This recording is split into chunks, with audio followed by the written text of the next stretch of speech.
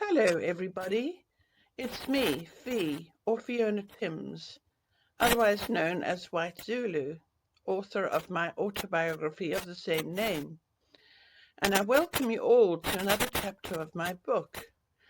I do hope you're all enjoying my life story, and I must thank all of you for being such dedicated subscribers, especially those who have written such complimentary comments below my videos. They are much appreciated.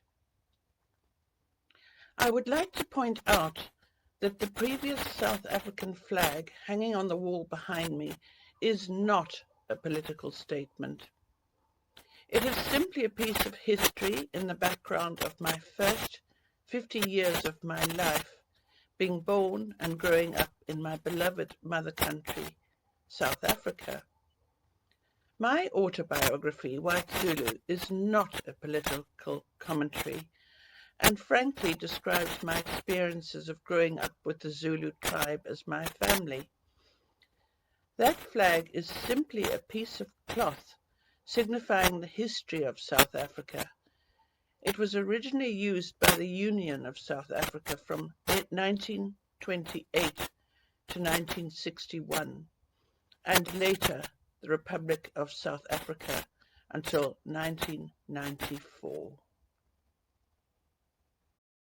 Fred had a vintage convertible green two-seater Riley with a canvas roof, and once I'd been able to dry swallow my apple, this was directly after the first breakfast at Glencruton House. He and I walked over to the garage to crank it up. Literally. It was the first time I'd been out of the house since my arrival, and because it was an icy cold late December morning, I was dressed warmly with a fur hat, gloves and a scarf over my thick jacket. I'd even bought fur-lined boots in London before we'd come up to Scotland.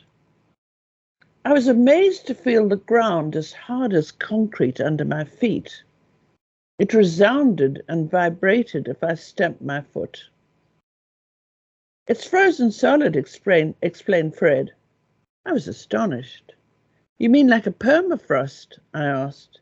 "Yes, exactly like that. It'll stay like this for weeks at a time, or until we have the next hard rain," he said casually. The car looked splendid, although rather dusty, and once Fred had managed to coax it into life, it had been standing there all the time he'd been in South Africa. We climbed in to take a drive down to Oban. I needed to register with the Oban Cottage Hospital for prenatal classes and meet the obstetrician there, as I wanted to be properly prepared for the birth of our first baby. We arrived at the little hospital, which had been built on a piece of land donated to the town by Alexander Mackay, Fred's great-grandfather, to find it had a warm, inviting atmosphere and was staffed by cheerful and friendly Highlanders. After I'd met my doctor, he looked more like a seafarer than a medical man, a big, jovial Highlander with wild hair, a rugged face, and twinkling blue eyes. I made an appointment with the prenatal clinic to attend my first class the following week, and we left to go and see a car dealer.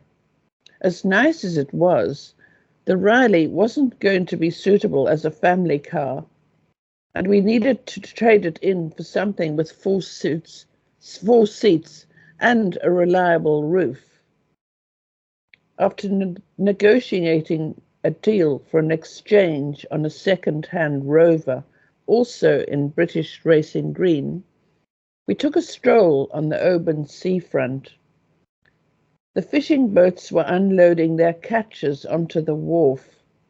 With a lot of shouting and curses, bearded men in woolly hats and high sea boots hurled slippery crates of silver mackerel and other shiny fish packed in crushed ice from their laden boats to men on the quayside. The air above them was alive with screaming herring gulls, snatching at any stray fish that fell from the brimming crates. I saw a few dark heads bobbing in the water, in the gap between the boats and the dock. They were seals waiting hopefully for fish to be dropped into the water by mistake. To me, there was a sense of relief to be away from Glen Cruton and back among normal people who, like Africans, laughed and shouted cheerfully. I realized now that there was constant tension up on the hill, something insidious that I couldn't put my finger on. Perhaps old Grandfather Ferrier's ghost, who was rumoured to have committed suicide, hovered through the house, haunting the occupants. Maybe it was Barn Bob's aggressive negativity, or just plain old bad karma, but now I felt as if it had been lifted off me. As we stood watching the centuries-old scene, a small fish slipped off the top crate of a tower of them close by and slithered to my feet. I picked it up in my gloved hand and tossed it to a seal treading water, hopefully at the quayside. To my surprise, he caught it deftly and swallowed it whole.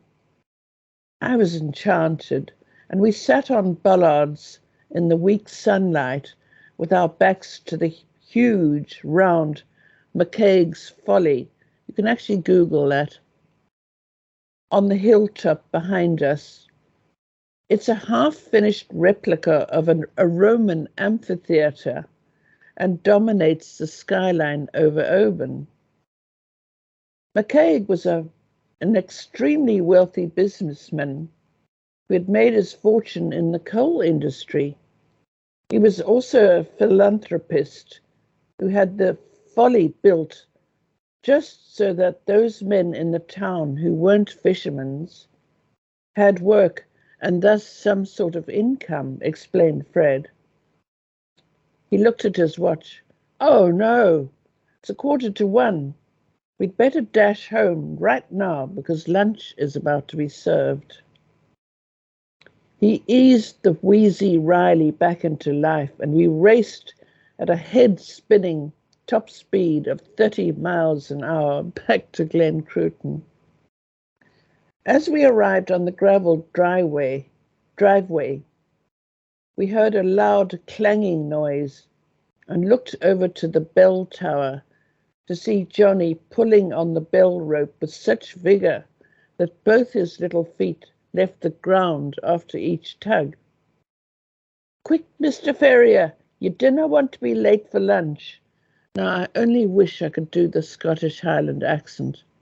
I'll try my best, but it's impossible, unless you are one. He urged, I thought you were out on the estate somewhere. As we skidded into the sitting room, slightly flustered at being late, we were relieved to find that the pre-lunch martinis had mellowed Bar and Bob sufficiently for them not to notice our rather hasty and dishevelled appearance. Bar announced at lunch that she was holding a reception for all the people in the county who hadn't been able to attend our wedding in South Africa. Privately, I assumed she wanted to show me up rather than show me off. But I decided it was best if I agreed with whatever she decided. She said, as it seemed the easiest way to get along with her, like Mum had done with me and my two sisters' weddings. None of us had ever had a party, not even a 21st birthday party held for us. Bart didn't include me in any of the arrangements which were for that Saturday. And on the day, we duly presented ourselves in the library, which was also the chapel, half and half. Me wearing my smart navy maternity dress again, and Fred in his Mackay dress tartan. I met many neighbours who lived around Oban and its surrounding countryside, and lots of people who'd known Fred since childhood, and who had gathered at Glen Cruton on that wet and windy day to wish us both welcome.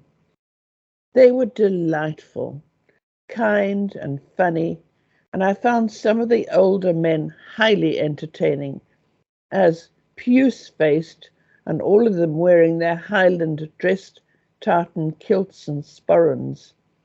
They bellowed for their drams of whisky and threw back their grizzled heads with uproarious laughter at their own incomprehensible jokes. Some were titled, and others lived in wind-swept ancient castles scattered over the heathery hills of Argyll. But they were real, unpretentious, lovely people, and I found myself relaxing in their easy and genuine warmth. I'd been made to feel like an outsider by my new parents-in-law, as if I neither belonged to their family nor fitted into their social class, and never would. I'd been born an upper-class colonial, and that was a fact that could not be altered. But these people, many of them with titles that dated back to the Middle Ages, treated me as an equal, drawing me into their circle as if I was entitled to be there. There wasn't even the tiniest hint of snobbery from them, or judgment. I relaxed and began to enjoy myself immensely as we discussed the merits and advantages of trout fishing, as well as shooting quail and partridges in the foothills of the Drakensberg Mountains. The men especially, and the women too, seemed enormously pleased that I suited Fred so well with my country background and the same love of fishing I shared with him. Nothing else appeared to matter. Fred and I received many invitations to visit his old friends, all of which we accepted gratefully. To spend time in the company of so many good-hearted and affable people was something we could look forward to during the harsh months of deepest winter that coming January. During that first week after we arrived at Glen Cruton, I took a few walks around the gardens when the rain eased up a bit.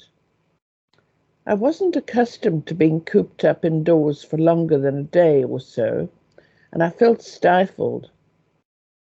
I was also lonely and bored. Fred spent every day with Bar as she introduced him to the tenants and crofters. He came back tired and despondent. "They all hate her," he said gloomily.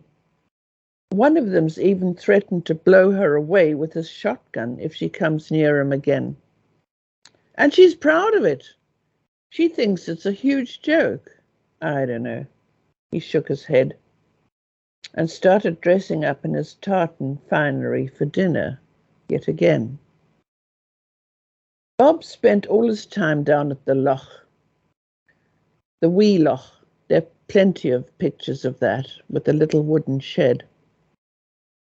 In there was a small Lister diesel engine in this purpose-built shed, which pumped water up to the house, and it was always giving trouble.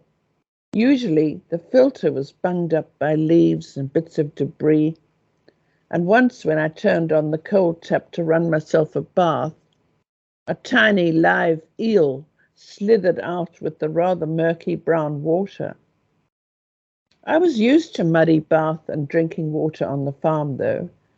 It happened after the first big rains of the dry season, and on other occasions when the baboons had been pulling up the inlet pipe to get at grubs that lurked in the soft soil underneath. It drove Mum wild, and she'd storm out onto the back veranda. "Bloody baboons!" They've been pulling up the pipes again. Jomela, Gijima. That means run. Up to the drinking pool and put them back, all in Zulu, of course. I don't know what Weenie did all day long. I often saw her going off for walks, though, immaculately dressed in an exquisitely cut tweed suit and sensible lace-up walking shoes. She'd come back, her cheeks rosy and rubbing her hands from the cold. Jolly good, she explained to nobody in particular, and would drift off upstairs to change for dinner. She also played classical music on the grand piano for hours each day, a talent which Fred had inherited from her. There was a demented, dippy black and white spaniel at Glen Cruton. I'm not sure to whom he belonged, but he followed Weenie on all her daily walks. His name was Grok, and invariably Weenie would appear, panicked, to tell us that he was lost again. He'd gone missing from her heels, although we could hear his yelping barks from somewhere among the pines, deep down in the glen. Bar and Bub laughed at her as she became more and more distraught, jeering at her and imitating her hand-wringing. They tormented Weenie at every opportunity. She had severe limitations and no idea of humour. And they teased her to watch her become upset and tearful, or angry and storming off to the sounds of their mockery. It was just like the worst kind of school playground bullying. Jimmy, Stella, and the dipsomaniac cook made themselves scarce and were busy all day and most of the evenings, keeping the huge place clean and cooking 3 meals a day. I hadn't met the cook yet, but the other two always seemed nervous and anxious to keep out of the way as much as possible. They went about their work unobtrusively, and this seemed strange to me, who was so used to the cheerful background chatter and laughter of Zulu staff. Mum said she'd find 2 house girls polishing the same doorknob sometimes so they could talk to each other. I make them work at opposite ends of the house, she said severely. Otherwise they get through only half the work they're supposed to do. I certainly missed the interactions with our staff, particularly when our houseboy, Mackay, would regale me with the latest antics of the baboons while he took his time to clear the breakfast table. He would happily spend half an hour, if Mum wasn't around, mimicking them and then reducing himself to gales of laughter at his own jokes.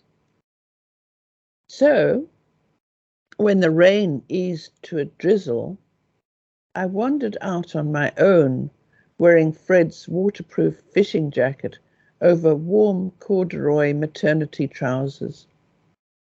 I walked from the gravelled terrace outside the front of the house, down a grassy slope to a croquet lawn on the second terrace, and from there further on down to the stream at the bottom. There I found a formal Japanese garden designed around a still, clear, ice-covered pond. The ground felt crunchy underfoot, and on closer investigation, I found ice crystals in the soil. Everything's still frozen underneath, I thought, slightly shocked. I sat on an ornamental wrought iron bench and looked back up at the house. It stood ominously like a great grey granite cliff, looming there on the sombre skyline. As I sat there, I was struck again by the absolute silence of the place. Back in Africa, at any time of the year, day or night, there were sounds. Crickets chirped, flies buzzed, cicadas, or Christmas beetles as we called them, shrilled, and from the bush came an incessant tink, tink, tink from the yellow-fronted tinkerbarbet. Red-chested cuckoos, that's the pitme fro, called from the tops of the gum trees. And even in midwinter, in the shrubberies all around our garden, came the chattering and whistles of red-winged starlings, Cape white-eyes, drifted from tree to tree in such huge twittering flocks that they looked like tiny yellow-green snowflakes blowing around. Speckled mousebirds squabbled among the cotoneaster berries, and now and again a grasshopper whirred by, its transparent papery wings rattling loudly. The murmur of the river flowing lent a constant backdrop, and occasionally a bushbuck would start barking suddenly from the depths of the forest. Now, here, there was nothing. Silence. That is all for the time being, and there's more to come next week. I would like to thank John Moslane for putting aside his Friday afternoons to help me produce these videos. Without him, I could not do this. I would also like to thank Sean van Vuren for his sterling work in uploading my videos to my YouTube channel, adding the photos, as well as managing my channel so professionally. If you would like to know more about my other works, I have written 5 books in all, and each one is autobiographical. Please visit my website at www.whitezulubook.com, where you will find a lot more information as well as plenty of photographs. Thank you so much for listening. I hope you enjoyed my life story, and there is plenty more to come. A thumbnail photo will be attached each week. And thank you so much for all your support and all the very kind remarks you make in complimenting me on my work. I really appreciate it. Goodbye.